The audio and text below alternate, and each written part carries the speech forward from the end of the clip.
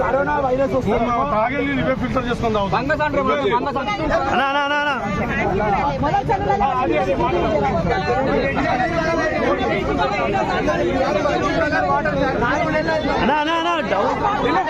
దోమడుగు గ్రామ ప్రజలందరూ కూడా ఈరోజు కాలుష్యం మీద గత కొద్ది రోజులుగా పోరాటం చేస్తూ ఉంటే ఇటు కాలుష్య నియంత్రణ మండలి అధికారులు కానీ జిల్లా కలెక్టర్ కానీ మరి ప్రభుత్వం పట్టించుకోకపోవడం వల్ల మహిళలు రైతులందరూ కూడా వచ్చి పెద్ద ఎత్తున జాతీయ రహదారి మీద రాస్తారోకో చేసే పరిస్థితి వచ్చింది. ఇప్పటికైనా ఇప్పటికైనా వెంటనే కలెక్టర్ గారు జోక్యం చేసుకోవాలని, కాలుష్య నియంత్రణ మండలి అధికారులు తక్షణమే చర్యలు తీసుకొని ఈ ప్రాంత ప్రజల్ని కాపాడాలని చెప్పి కోరుతా ఉన్నాం. చెరువు నీరు మొత్తం కూడా కలుషితం కావడం వల్ల మరి ఇక్కడ భూగర్భ జలాలన్నీ కూడా కలుషితమైపోయి ప్రజల ఆరోగ్యం దెబ్బతింటా ఉంది. పశువులు కూడా చనిపోతున్నటువంటి పరిస్థితి ఉంది.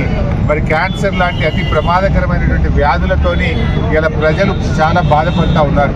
మరి గత కొన్ని సంవత్సరాలుగా మరి అధికారులకు ఎన్నిసార్లు విన్నవించినా, గత కొన్ని నెలలుగా చెప్పినా కూడా ప్రభుత్వం స్పందించడం లేదు.